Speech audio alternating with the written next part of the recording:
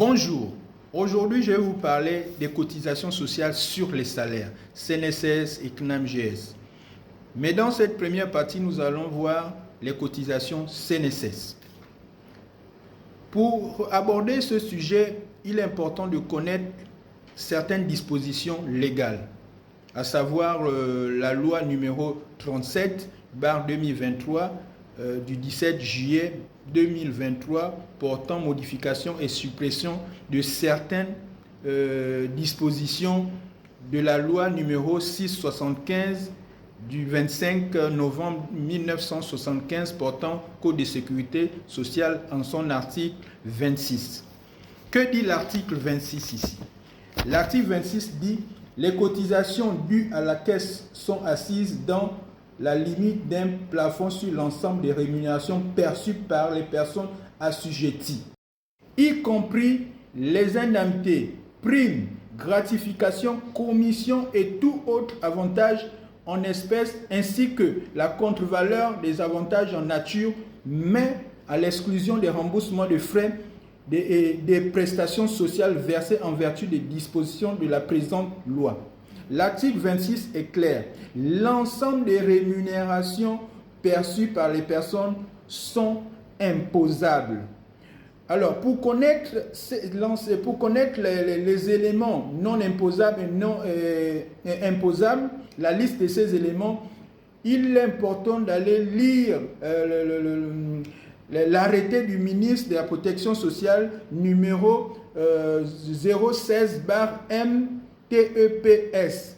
Dans cet arrêté, vous avez tous les éléments imposables et tous les éléments non imposables.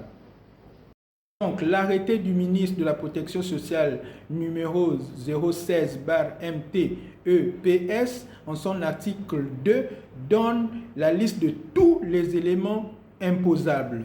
Je vais vous citer certains ici, comme le salaire de base, les heures supplémentaires, les sursalaires, les différentiels sur salaire, les allocations et indemnités de congés payés, les gratifications, 13e mois, 14e mois et les commissions. En son article 3 du même arrêté, vous avez les éléments non imposables. Comme dit dans l'article 26, les éléments à caractère de remboursement de frais et de prestations sociales, comme les indemnités de déplacement, primes d'ancienneté, indemnités de transport, voyage, carburant, indemnités pour ISR en cas de plan social, les allocations familiales, la prime de salissure, la prime de beauté.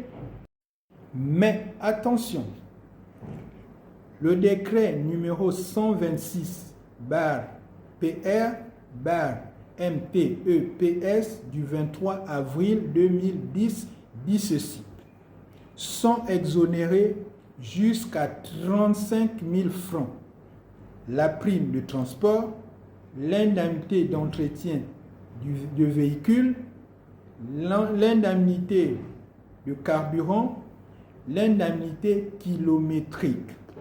Ça veut dire quoi? Si vous avez une prime de transport supérieure à 35 000, la partie supérieure est imposable. Exemple, vous avez 50 000 de prime de transport, vous allez faire 50 000 moins 35 000, vous trouverez 15 000. Les 15 000 sont imposables, 35 000 non imposables. Après les définitions des éléments imposables et non imposables selon les dispositions légales, je vais aborder avec vous la partie taux de cotisation sociale. Comme vous le savez, le taux de cotisation sociale est divisé en deux parts, la part patronale et la part salariale. Vous allez constater dans certains bulletins, vous aurez les deux parts, sinon c'est une seule part. Alors, la part patronale, c'est ce que l'employeur paye pour nous. Et la part salariale, c'est ce que nous-mêmes nous payons. La part patronale est de 16%. Le taux de la part patronale est de 16%. Elle est décomposée de la manière suivante. 8% des prestations familiales, 3% des risques professionnels, c'est-à-dire l'accident de travail, et 5% des pensions vieillesse, d'invalidité et de décès. La part salariale concerne uniquement les pensions vieillesse, d'invalidité et de décès. Et le taux est de 2,5%. Le total de ces deux taux fait 18,5%, c'est-à-dire les 16 plus 2,5 nous donne 18,5%. C'est le taux de cotisation sociale. Après trouver le taux de cotisation sociale, il nous faut définir la base d'imposition. Pour définir la base d'imposition, nous allons nous tourner encore vers la loi. La loi, pour ce qui est du minimum d'imposition, nous dit en son article 34 du décret 000-599/88 dit ceci: le montant pour le calcul des cotisations sociales ne peut être inférieur au SMIC. Le montant pour le calcul des cotisations sociales ne peut être inférieur au SMIC, c'est-à-dire 80 000 francs. Parce que le SMIC au Gabon est de 80 000. À ne pas confondre avec le salaire minimum moyen, qui est de 150 000 francs. Et le plafond est de 1,5 million. Donc, si vous avez un salaire de 2 millions, nous allons appliquer les 1,5 million. Vous avez un salaire de 5 millions, nous allons appliquer le plafond de 1,5 million. Pareil pour les plus petits salaires. Si vous êtes un salarié et que vous avez 75 000 de salaire, le taux, le montant que l'on va appliquer, c'est le SMIC, les 80 000. Votre employeur vous paye à 75 000. Le taux sur lequel nous allons appliquer, et le montant sur lequel nous allons appliquer le taux de cotisation sociale est de 80 000. Voilà un peu ce qui est du taux et de la base d'imposition. Après trouver le taux, la base d'imposition, nous allons faire le calcul des cotisations sociales. Je vais prendre tout de suite un exemple pour montrer cela. Alors ici, vous avez M. Lebagui qui a un salaire de base de 520 000, ancienneté 40 000, prime de transport 50 000.